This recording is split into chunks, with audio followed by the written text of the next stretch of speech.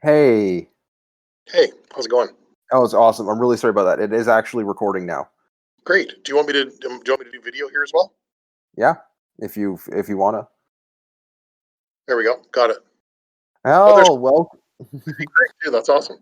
welcome to Mike Spam with Josha. This is my next guest, Jeff Hopkins. He's my former high school principal, former superintendent of the Gulf Islands school district in Canada, and he has a long and storied career that we're here to talk about today. This is going to be perfect Mike Spam for Overwatch 2. You're going to be playing your Overwatch 2, play this Mike Spam, Absolutely. and that's how you can spread the love, ladies and gentlemen.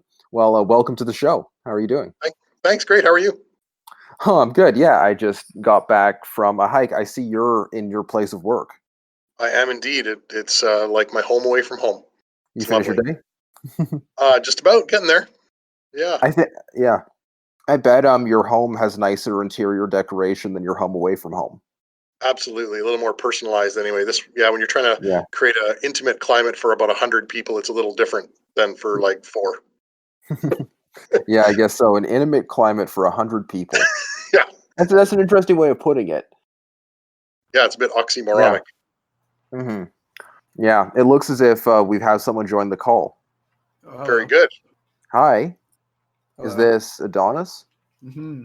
Okay, you got to turn on your camera, or else I'm gonna purge you from the call. Okay. You can purge Great. me if you want. I am in the middle of something. I don't know how I joined this. Well, I mean, you don't have to stay on, but if you want to stay on, you got to switch on that camera. He's a Right. former student of Jeff Hopkins as well, so maybe it could be a group interview. Oh, it's an interview? Okay, I won't But I'm bother you interviewing guys. him about his career. Yeah. Okay, well, yeah, enjoy that. No, it's good. And no, I'm glad you came in because you're actually a stand-in for the hypothetical audience. So Mm. that's what you'll contribute to the discussion. But if you wanna leave, then not your Yeah, I jailer. was in the middle of something. I Yeah, just why don't you wanted to go? see your message. I thought it was a server invite. Oh yeah, no, it Yeah. was a server invite. Yeah, but it was a voice invite. I wanted to see if anyone would show up by surprise during the interview, so I Yeah. invited a couple of people. All right, well, I'll let you guys get back to your interview. With all that established, let's get to the mic spam. All right, bye. Cheers. See you I later. interviewed Adonis earlier too. Anyway, so you got the idea of working in education perhaps when you were going through the educational system on the other end. Would I be right in assuming that? Yeah, that's probably where it started. Just kind of everyone's lived experience kind of contributes to what they'd like to do next, and mine certainly did in education. That's for sure. What might have been lacking about it that Well, lots of things. I mean, part of it felt like I don't know what you put it, like squandered intellectual resources. You sort of look at all the time people spent learning things and acquiring knowledge and experience, and then you come into a school setting and they say, "Okay, forget all that. We're going to give you a universal curriculum that has like almost nothing to do with much of that. We're going to treat everybody the same way at the same time, kind of regardless of what they're ready for." And it's almost like it didn't matter the fact that there was this massive I don't know, kind of intellectual and human capital in a all together in a building ready to go with this potential, and then we kind of worked at a lowest common denominator much of the time. Mhm. Would it be fair to say that your primary concern based on that was with the curriculum itself and not with the environment? Or are those things so inseparable that they can't be discussed separately? Well, it's interesting that you asked that because I was been trying to figure that out myself, and I think it's a bit of both. But I think the way people view curriculum sometimes makes them think there's a certain way they have to behave. So you Mhm. create an environment that's almost like a overly literal interpretation of the curriculum to the Mhm. point where it's kind of ridiculous and simplistic. So I think the That's probably curriculum. more for the sake of the staff. What's that? Sorry, more. That's probably more for the sake of the staff.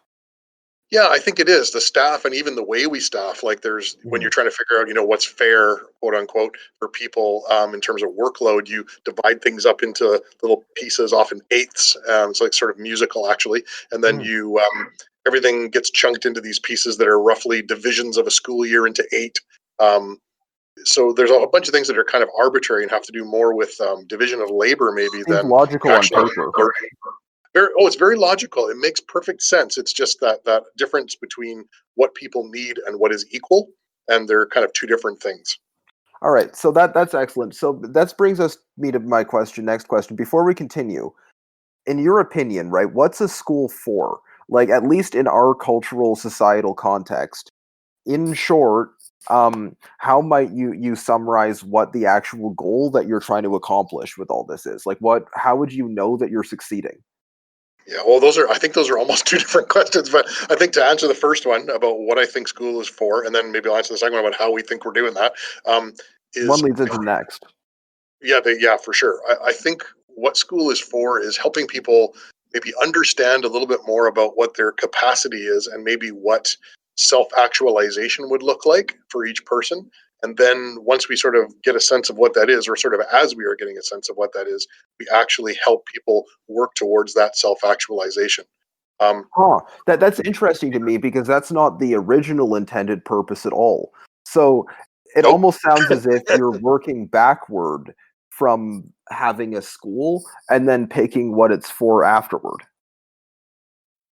I'm not sure if I know what you mean, but I know, like school, when school originally was a word, it was escole, and it was designed to be a place of leisure where people talked about ideas, and used those ideas to kind of create their I own. don't mean like the school on the Acropolis. I mean Okay. the Prussian public school. Oh, that. Oh, yeah. No, that's a Yeah. totally different thing. That's a completely different thing from. Yeah, B- that b- was about training people for a very known world that had very clear, small number of paths that you could go out into, and you prepared people really well for those well-known paths. That's Yes. right. Because since that isn't what you said, is this maybe a No. case of function following form in such a way that where that just seems necessary to you? Well, I don't think that does seem necessary to me, and I think one of the reasons why we started the school that we did is that we felt that the function of school has probably changed a little bit in the sense that I don't think the world is quite as finite and known as it was at a time when that Prussian style of school was created. I feel like there needs to be a little bit more latitude, or not latitude is maybe not the right word, but a little bit more flexibility in what we're preparing people to be and to do. Right. So I don't So think if you that can model get fits very well. so if you can get Manfred or Fritz to be able to follow orders, then they'll be okay. But Exactly. Yeah. Xander and Aiden need a more like personalized education to their own needs because the work isn't so uniform now. Is that what you're saying? Yeah, work isn't so uniform, and like Mhm. who's giving the orders anyway, and do the people giving the orders even know what they're talking about? And so I feel like we're in this sort of like a post-industrial kind of world where it's very unclear. But you don't just say I know exactly what it means for you to be at station number 7 tightening bolts A and B. We don't even know if there's going to be a station 7 in a week, and there might be something that you need to invent to make your Yeah. work happen. So it's changed a lot. So maybe you were trying to take the Prussian model and bring it back to something which more like closely resembles the classical model. Yeah, I think that's a really good way to put it. It's almost a hybrid of the two. I think Hmm. you'd be crazy to throw out, kind of the proverbial baby with the bathwater out of That's a either of great way of those putting it. systems.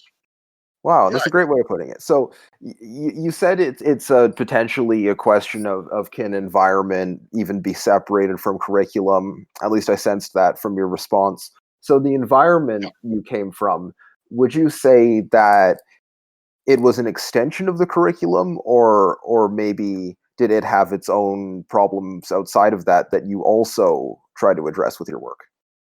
Oh yeah, I think both. There's an idea in social learning theory by that Bandura talks about, which is the how the environment affects what a person becomes, and how the people acting in that environment, their behavior Mhm. affects the environment itself.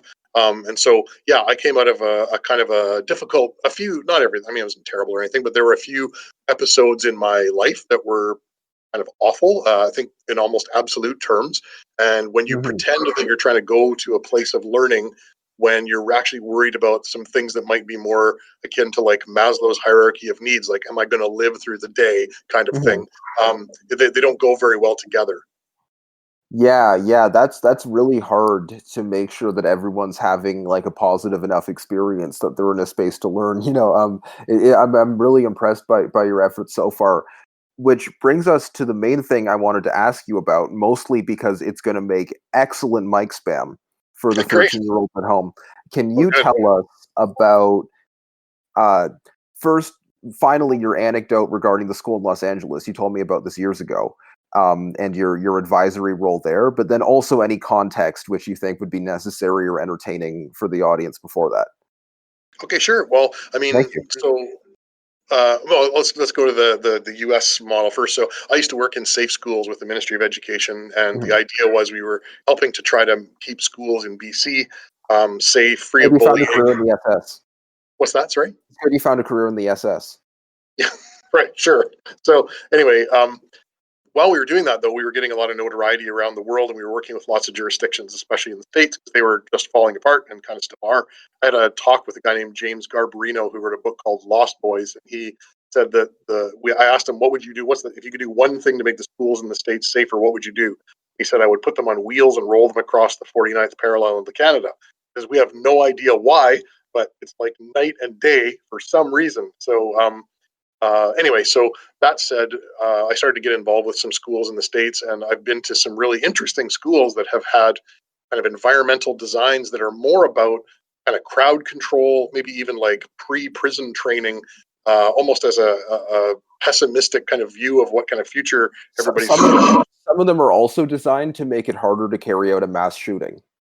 Absolutely, especially now, Yeah. people the new school architecture in some states is you have to have rounded hallways with Oh buttresses Christ. every so often, so that there's not a straight line of sight, and they're putting like retrofitting buildings with buttresses in them on Yeah. rounded Well, hallways. It's that crazy. sounds really disorienting, actually. Yeah. There's this park near my house, right? It's literally a 2-minute walk from my house. And it's not too bad. I go there sometimes, I've taken my dog there, but it's not my favorite. And I realize like what the problem with it is the way it's laid out. It almost looks like you should be able to see everything that's going on. Like it's this kind of open circular environment. So you should be able to look around and see all that's happening in the space. Yeah. But there's this like weird hill in the middle of it. And then it's not very tall. It's like even like shorter than a person, the hill, but there's an elevation. And then some of around the edges of this circle, there are these different niches or almost like peninsulas. I don't know what to call this, but what the effect ends up being is that while you're in it, you feel like you should be able to see everything that's going on, but actually you can't see almost anything that's going on. Oh Does that yeah. make sense? Like, Yeah, it I don't does. know how to put that. No, I get it. That's kind of unsettling. Yeah. It That's just reminded me of that.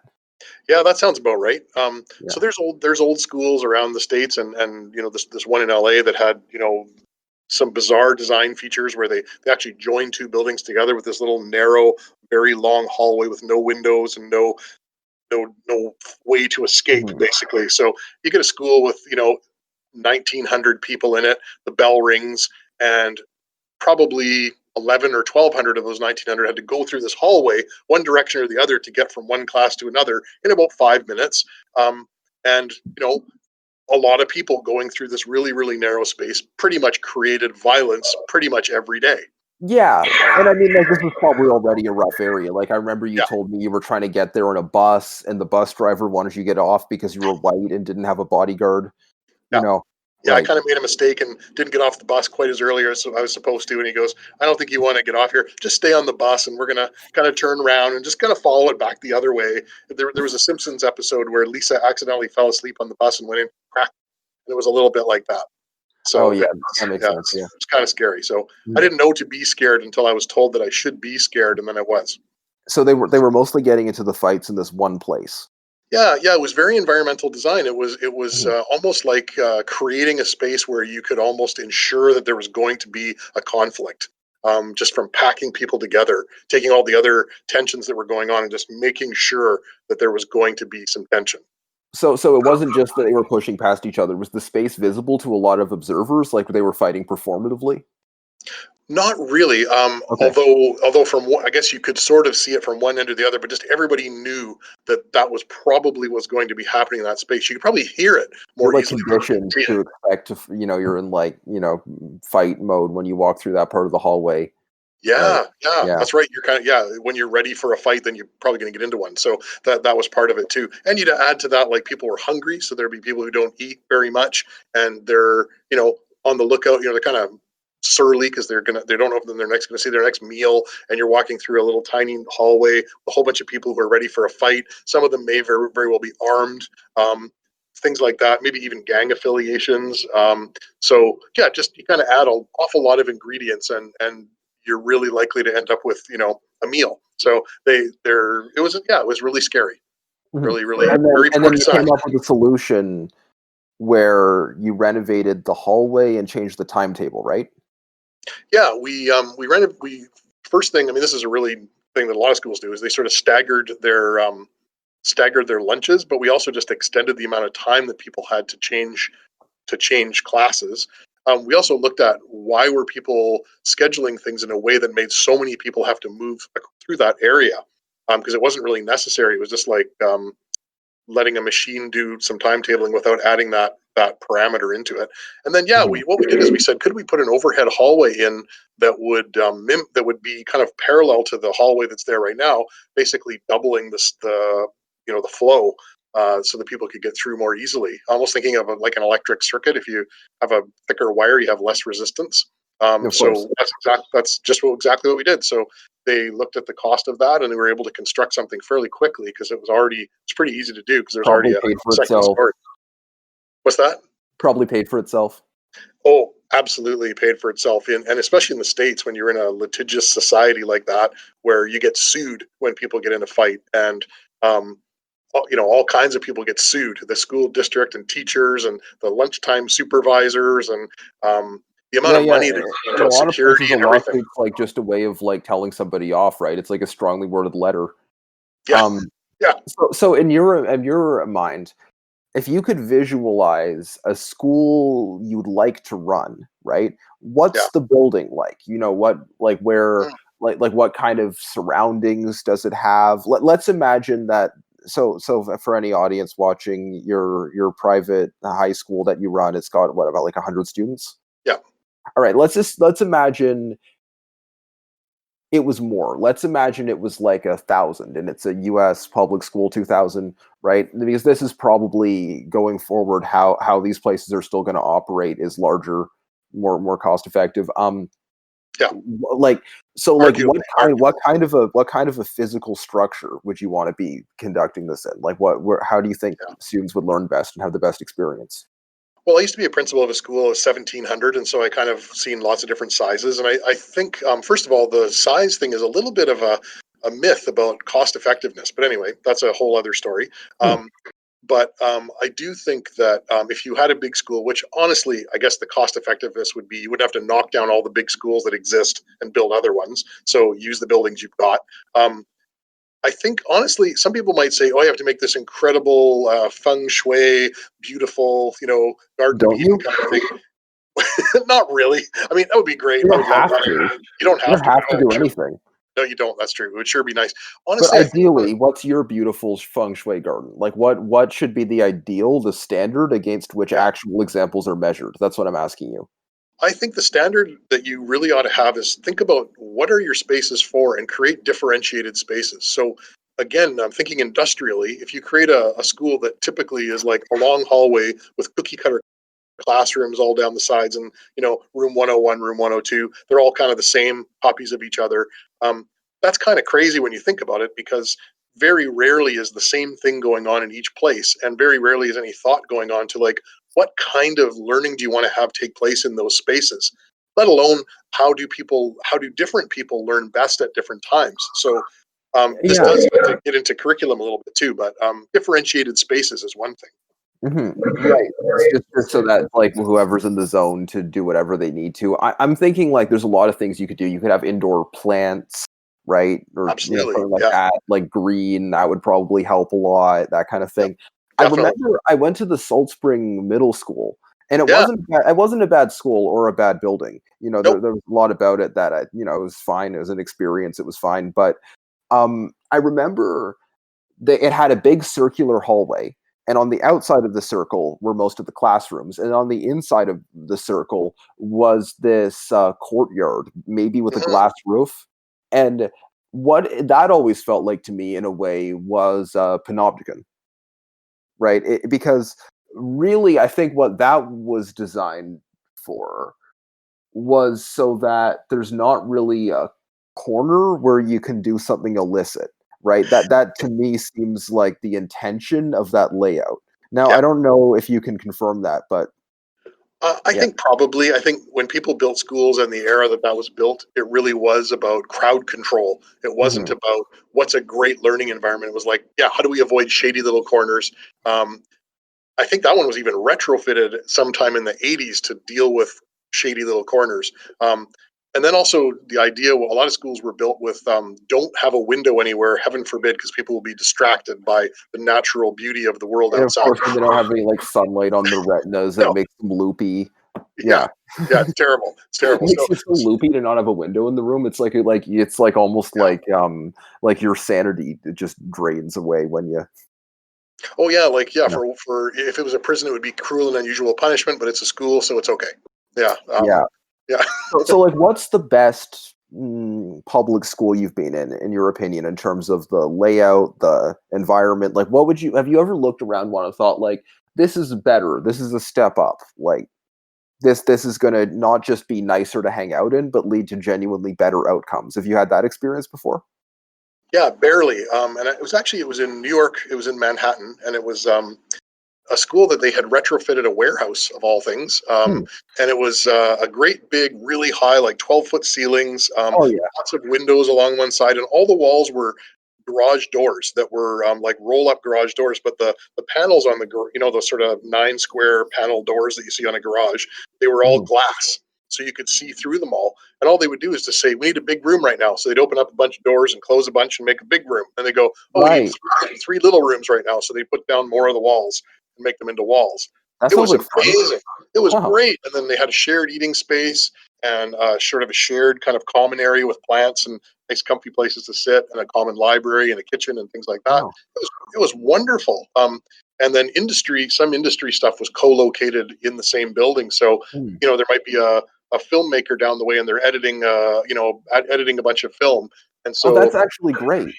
yeah, you can just kind of like walk over there and like, or talk to them at lunch and say, hey, what are you working on? Like, oh, I'm working on calculus. What are you working on? Oh, I'm making a commercial right now. Cool. And so there was all this really nice, Was it a charter school? natural. It was. I think it started as a charter school. There was a group of schools called Big Charter Schools, and I think that was the charter group that started it.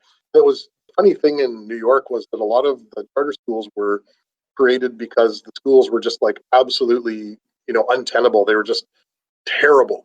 And so I think this became one of those last resort, like, we could try this, we could try anything. Well, to me, a charter school seems like a beautiful idea, so long as there's proper precautions taken to make sure it's not being used for money laundering or something. Basically, like that, so long as it's sanely regulated. Yeah, That there's seems some. like a wonderful idea, right? I think in the purest form it is. I know there's some philosophy about some concerns about loss of local governance, like where you lose a publicly elected board that oversees it and things like that. But I think you're right. It's like the kind of the benevolent dictator versus the purely democratic elected leadership. If you have a Yeah. benevolent dictator, everything's great. I also don't know if I like totally buy that narrative, in that I don't know if like local government actually sets up curriculums that reflect local values at all, for example, right? Whereas a charter school, a parent still has to voluntarily send their child to it. There's an incentive for it to be something which does reflect the community's values.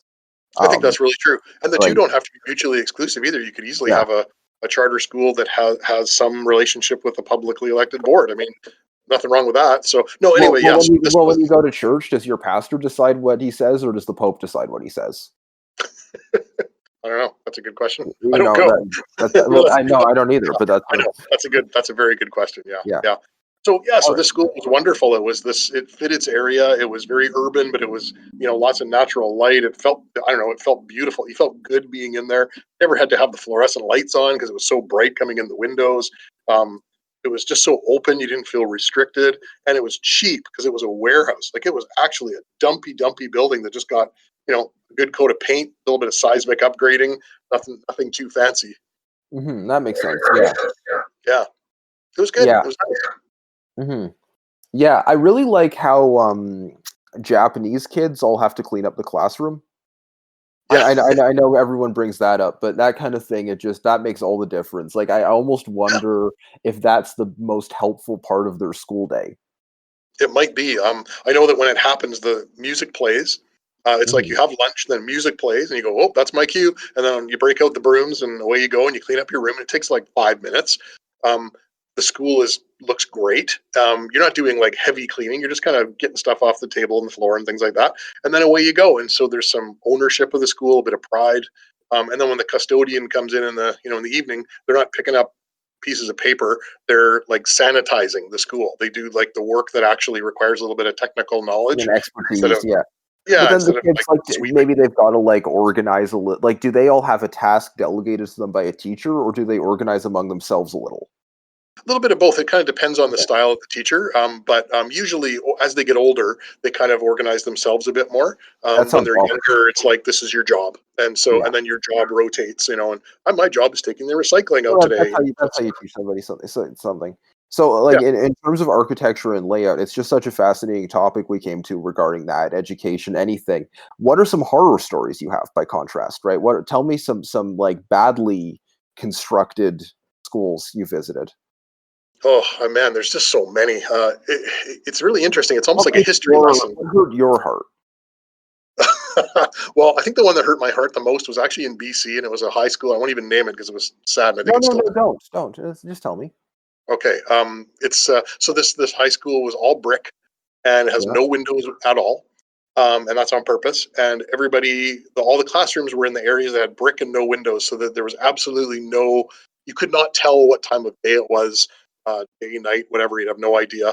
The classrooms were just slightly too small to be comfortable. They didn't have quite enough room for the number of people who were in them. Um, they had kind of everything in them, but everything was just a little bit too, constrained. The doors weren't particularly big enough. The halls were just a little too narrow, and the ceilings were low. You just felt all the time. You felt like you were kind of in a Wow. crash compactor on the Death Star, and it just. I don't know. It was a really awful feeling. The lighting, everything was artificial. It was almost like you went out of your way to make it Like you're feel playing a as video game from 1998. yeah. It was that's really good. Yeah, that's really really good. Yep. Yeah. That one was pretty sad. That was pretty scary actually. Mhm. Yeah. I remember. Have you ever read The Authoritarian Personality? Probably. Yeah, I was reading this book. It's called On the Psychology of Military Incompetence by Norman Dixon, and the whole thing is based on another book called The Authoritarian Personality, which is based on a Nazi research study Oh, where interesting. they figured out what's so interesting about this. I wish I remembered the scientist, but he did all this personality research, and what the authoritarian personality and the psychology of military incompetence says is that essentially his research was good, but his conclusions were exactly wrong. Right. That's So great. I love it. what he was doing was trying to figure out what the most ideal German personality was, right? Like what the most well-adjusted human is in that society. Right. So he figured out that there are a series of traits which together can be understood as a J type whose opposite is the S type, right? And a J type is loyal, reliable, lot of conviction, decisive, dutiful, like Yeah. stoic, right? And then an S type is associative, maybe disorganized, and they tend to have synesthesia, or at least only S types seem to manifest synesthesia, hence the S. And then Yeah. a J type never manifests synesthesia. Right. Interesting. So what he said is that the synesthesia is actually an expression of a greater problem which comes from a slothfulness of the nervous system or like a sensory Right. um, Right. weakness Yeah. that the stronger J type is able to avoid, right? Right. But Sort of like keeping all your food from touching other food on your plate. yeah, so anyway, a lot of people now think that it's actually the J type who's pathological. They call it a pathological authoritarian. But do you know what the pull test is? The which one? The pull test. I don't know. I'm not sure. Okay, Not it's by that another name. psychological experiment. You're in a dark room, completely dark, and you can't see anything except for two glowing poles which are sticking out of the floor, Okay. right? You're sat in a chair, and the chair is tilted on an angle. Yeah. So you aren't sitting directly vertically, you're tilted, right? One of the poles, no, there's one pole, I'm sorry. The pole is tilted with the chair. So when you're sitting in the chair, gravity is not pulling you directly downward. But other than that, as far as you know, you're sitting directly upright, and the pole is directly parallel with your spine. Okay. So the challenge is you have to take the pole out of the hole in the floor where it's lodged, poke around the floor, poke it into a different hole, where the pole will now be facing actually upright. Yep. So it'll appear to be tilted for you. Right. Okay. Right. Gotcha. And the challenge is mental because Oh, yeah. pretty much like most people can do this. And the ones who can't, first off, never manifest synesthesia and are the J type from earlier. Someone Right. who's a strong enough J type can't figure out how to do the pull test. I could see that. I could see that. That's very interesting. Yeah, if you go read on the psychology of military incompetence, Yeah. he's a British author. He mostly uses British examples, but he has all these different leaders who came out of the UK boarding school system, who he says are J-type pathological authoritarians, and he thinks that they made incompetent decisions for the same reason that they would have failed the poll test. Yeah, that's a kind of very interesting. intractable thing. So I'm wondering, right, That's very how interesting. much you could understand what you're doing as an S-type response to a J-type system. That's a really good framework because I actually think, and in fact, you reminded me of another sort of story, a horror story. But I'll answer this question first. But yeah, I think you're right. I think interestingly, a book that I think a great deal of is called Consilience by Edward Wilson, and it won I think it won a Nobel Prize or whatever. But it's an incredible book about the idea actually that it's sort of silly to know a whole bunch of things in one discipline if you can't imagine how that is analogous to the same kinds of ideas in other disciplines. And so it's almost Well, like it's like basically saying that reading something in a deeper way is better than reading it in a shallower way. a deeper way and in a connective way. So like when you kind of have a way of thinking of something in astronomy, you should be able to take that way of thinking and apply it to maybe history or psychology.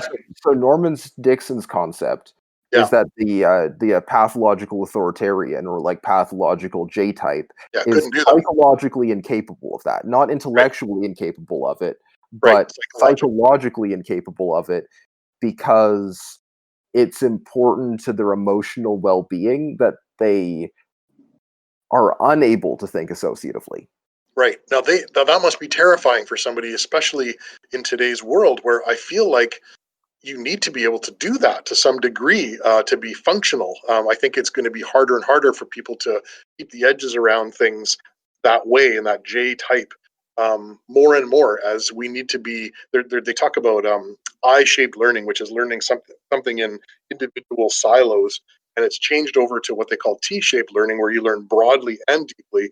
And now I think they call it M-shaped, which is you're broad and deep a whole bunch of areas. If you can't do it, your lifetime isn't long enough to be able to do that without being able to make connections across disciplines. Oh, absolutely. Yeah.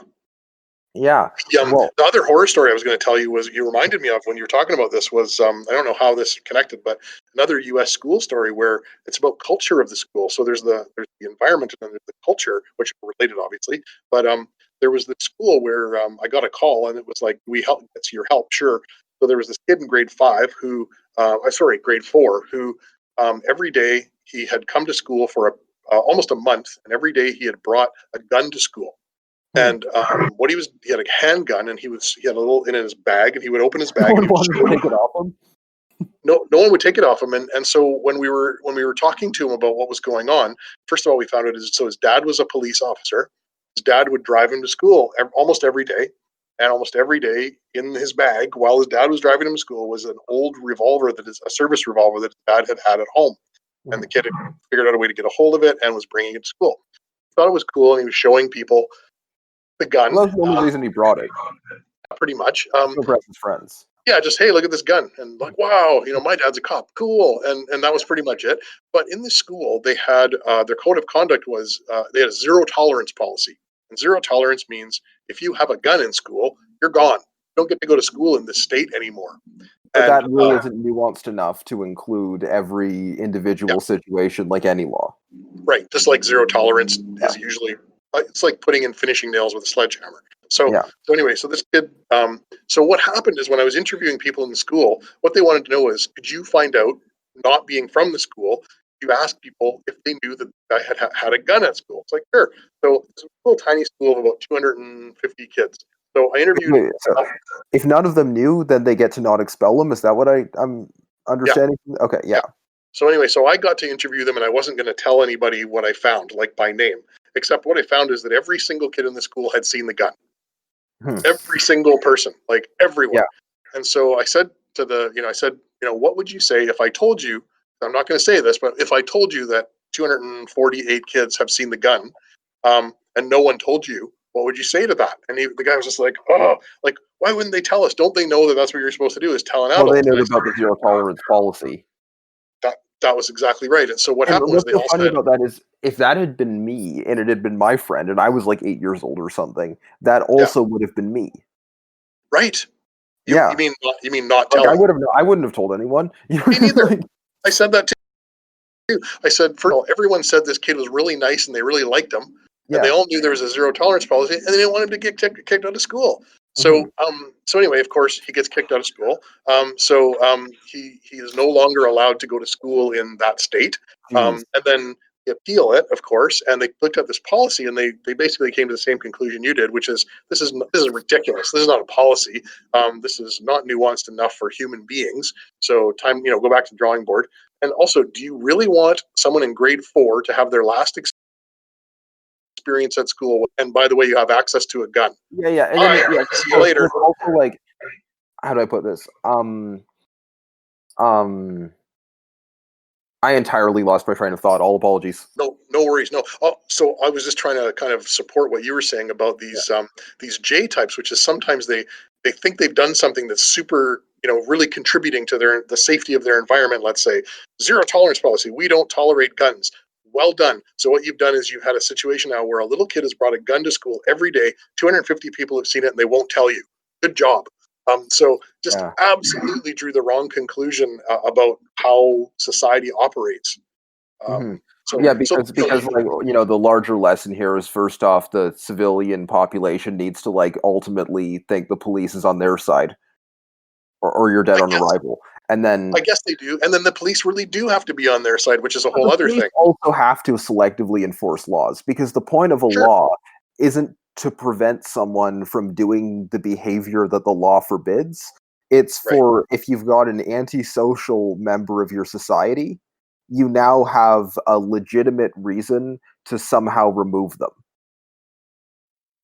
I guess that's true. I'm not sure. Because you've got a pro-social majority and an antisocial minority, and the antisocial minority need to be somehow removed. So we've decided, instead of like exiling them or killing them or something, it's most humane to temporarily or permanently lock them up. Oh, I see what you're saying. Yeah, sure. So because like the fewer antisocial people in your society, the more your society can be trust-based and not look like a prison. So the point of a law is to have a legitimate framework through which you can remove antisocials, so that pro-socials can feel safe and cooperate and like do stuff without worrying about antisocials. I guess that's, for the most part, that's probably true. I would say that when you create law, you're probably right, because when you create laws, you want to create a law where if people weren't going to follow the law anyway because it was a good idea, you're out of luck anyway. So exactly. It's like how obviously the Israelites knew that you shouldn't like sleep with your neighbor's wife or something before Moses told them. You know what I mean? He's just codifying the values which they already have. Exactly. And laws that don't codify values people already have fail. Like miserably. Which is why our marijuana legalization failed. Marijuana prohibition. Yes. Prohibitions are weird. They're a weird way to handle things. It's also such a waste of resources. But anyway, that's a whole other story. So I'm saying that the staff, if they were actually going to expel them, had this like Asperger level understanding of their own rules that they had. Because the point of expelling someone from a zero tolerance policy is so that you can have an excuse to expel a student who's antisocial and is going to ruin the environment, not so that you actually carry that out in every situation where it would theoretically be applicable, right? Yeah, yeah. And I had this person arguing with me to say that not only was that the way they should do it, but also that it was based on Kant's categorical imperative. And it was like, you need to go reread your Kant again because that's not what it says. Okay, but if they understand something called Kant's categorical imperative, they probably understand what I just said, right? I would hope so, but I think they didn't understand Kant's categorical imperative. So they need to go back and read it. I think they were trying to intimidate me with their incredible use of things from Wikipedia. So I was saying, well, actually, I actually do understand Kant's concept of, like, if you're going to create a law for yourself and you're trying to decide whether it's a good law, what you should be doing is saying, would I like to see this law applied again somewhere universally? And if you can't say that, you've got the wrong law. And that's about nuance. It's not about one size fits all or one size fits none. Also just to reflect your values, right? Like, for example, Yes, right. as I said earlier, like, it's our cultural value that adultery is bad, but there's not a law against it because it's difficult to say how, like legally punishing someone who did that would stop the problem at all or help anyone, right? Exactly. Like, even it's our value, we consider that bad, but we don't think we need a law about it, right? And then the reverse can be true also. Yeah, I think that's true. And so this, and in this case, you were creating a much worse something that violated some values more than the thing that they were trying to prevent in the first place. So it was really silly, but it was just so eye-opening because you could just see all these states, all of the states, like 48 states had zero tolerance policies. A school is kind of like a state in microcosm. It is actually. There's very, very much like one, and so you got to be thoughtful about how you're going about things because you can create a pretty negative culture pretty easily. And it's like the only problem is, though, in some ways it works worse than a state because a state needs to be economically viable and a school doesn't. So if a state isn't operating efficiently enough, it gets subsumed by one that is. But if a school isn't operating efficiently enough, nothing needs to happen ever. It can just keep doing that indefinitely. Unless you have an independent school, in which case the same thing happens. You disappear. But yeah, if you're a public school, big deal. Yeah, exactly. It's like, it's like a Soviet factory. You know what I mean? Yeah, that's right. Doesn't matter. Today we're digging a hole. Tomorrow we're filling it in. The next day we're digging a hole. Yeah, it's unfortunate, and it also breeds a culture where people don't even think about the fact that they need to be providing a good service. I mean, most people, again, value-wise, do want to do good work, but sometimes it's impossible if you've created a state, your school/state, that it makes it very hard to do good work. Yeah, I was telling my girlfriend yesterday that, like, what schools are for in practice now, like the benefit that kids actually get out of them mostly isn't learning subjects. They mostly learn that from their families and the internet. Um, what they learn from school is actually social skills because most of the most awkward people I know were homeschooled. Yeah. And my social skills would definitely be worse if I hadn't gone through the public school system. So the amount that I academically learned, especially when I was younger, was maybe negligible compared to what I would have been learning at home. But what it taught me was almost to be a citizen and a member of a community, right? Yeah, that's really interesting. I think if I was going to add anything to that, I would say that hopefully school also if it does it right, it should help people get a sense of some habits of mind so even though it might not be, I think there is some specific learning, but I would agree with you. I think sometimes that's irrelevant and people put that ahead of some other things that I think are much more important. But one of those things, learning to learn and even being aware of, like, what works for you and what doesn't work for you. And if you're actually going to learn something in the real world where there is a social setting, how are you going to do it? Can you plan your way through your day? Can you get up in the morning? When you're, I've often heard people say, "Oh, I way prefer to, like, study with, Norwegian black metal blaring." It's like, no, you don't. And they actually try that out and they go, "Oh yeah, no, actually I don't."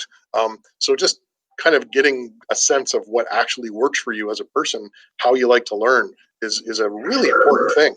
Right, because anything that almost anyone learns or comes up with is less important than the preconditions for their having learned or come up with that. I agree. Not to mention the fact that we don't expect people to like turn off the like, oh, sorry, you graduated, stop learning now.